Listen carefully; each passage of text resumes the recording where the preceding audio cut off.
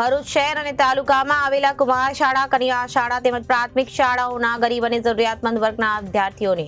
સામાજિક ઉત્કર્ષ અભિગમ સાર્થક કરતા આત્મીય ગ્રીન સ્કૂલના મેનેજિંગ ડાયરેક્ટર શ્રી પ્રવીણભાઈ કાછડિયા જાડેશ્વર ગામ ખાતે આવેલી કુમાર શાળા, કન્યા શાળા અને ઝઘડિયા તાલુકાના આજુબાજુના વિસ્તારની પ્રાથમિક શાળાઓના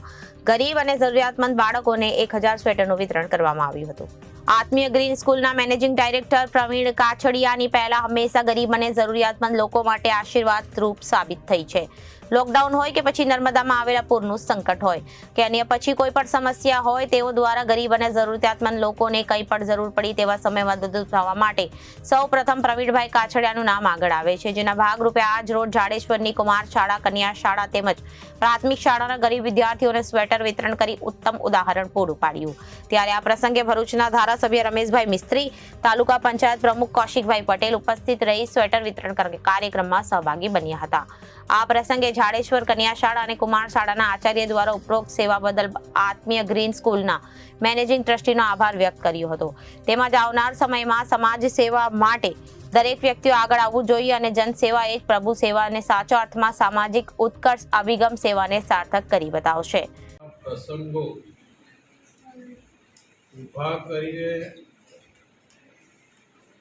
પ્રત્યક્ષ વ્યક્તિની મદદ કરીને સતત સેવા કરતા રહેવું, એમના માટે આ પહેલો પ્રસંગ નથી। છેલ્લા લાંબા સમયથી જ્યારથી ભરૂચમાં એ આ શિક્ષણની પ્રવૃત્તિ સાથે સંકળાયેલા છે, ત્યારથી લઈને આજ દિન સુધી સમાજ જીવનના વિવિધ ક્ષેત્રોમાં, ખાસ કરીને ગરીબ અને મધ્યમ વર્ગના સમાજોમાં, વિસ્તારોમાં, શાળાઓમાં અને કોઈ પણ પ્રકારની કોઈ કુદરતી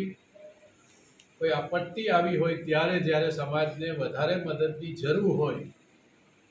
તે સમયે પણ હંમેશા સમાજની પડખે રહીને એમનાથી, એમના પરિવારથી,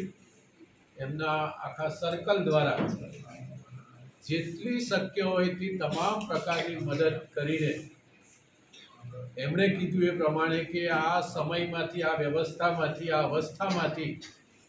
હું પોતે પ્રત્યક્ષ પસાર થયો હોય ત્યારે એને યાદ કરીને આ પ્રકારના લોકોને આવી કેટલી બધી જરૂર મદદની હોય અને એના માટે કેટલી અગત્યની હોય છે, આ બાબતને ધ્યાનમાં રાખીને એમના જે ધાર્મિક અને પારિવારિક સંસ્કારો છે એને કેન્દ્રમાં રાખીને આવી પ્રવૃત્તિઓ સતત કરે છે। આપણે આજના દિવસનો આ કાર્યક્રમ તો પ્રવીણભાઈનો આપણે આભાર માનવાનો છે, એટલે બધા પ્રવીણભાઈને એકવાર જોરદાર સ્વામિનારાયણે શિક્ષાપત્રીમાં એવું લખ્યું કે તમારી પાસે જે કંઈ ધનધાન્ય છે તેમાં 10મો કે 20મો ભાગ મંદિરમાં આપવો। એટલે મારે મન તો કાયમ સ્કૂલ એ જ મારું મંદિર, એટલે જ્યારે પણ મન થાય કે આપણે કંઈકથી કમાયા છે ને આપણી પાસે છે તો આપણે બાળકોને આપવું, એ હેતુથી, કોઈ મોટપ નહીં, એ હેતુથી આપણે આપ સર્વ માટે આ શિયાળાને ધ્યાનમાં રાખી સ્વેટર લાવ્યા છીએ। ખાસ કરીને મને યાદ છે કે હું પણ તમારા જેવા જ પરિવારમાંથી અને તમારા જેવા જ ગરીબીમાંથી આવતો હતો અને તમારી જેમ જ આવું એક સરકારી શાળામાં મેં મારું પ્રાઇમરી શિક્ષણ લીધું છે। તો એ દિવસો આજે યાદ છે અને એ દિવસો કેવા હતા એ પણ મને ખ્યાલ છે। તો એ યાદ કરીને અને આપણી જે ભૂમિકા છે એ ન ભૂલાય અને જે સેવા પરમો ધર્મ આ શબ્દને કાયમ વળગી રહ્યા છીએ અને કરીએ છીએ, એમાં કંઈ મોટપ નથી। પણ માન્ય ધારાસભ્યશ્રી અને કૌશિકભાઈ બંને આના સાક્ષી બને છે અને કાયમ પણ નાના નાના કામમાં પણ એ હંમેશા આપણી સાથે હોય। તો હું તો ધન્યવાદ આપું છું કે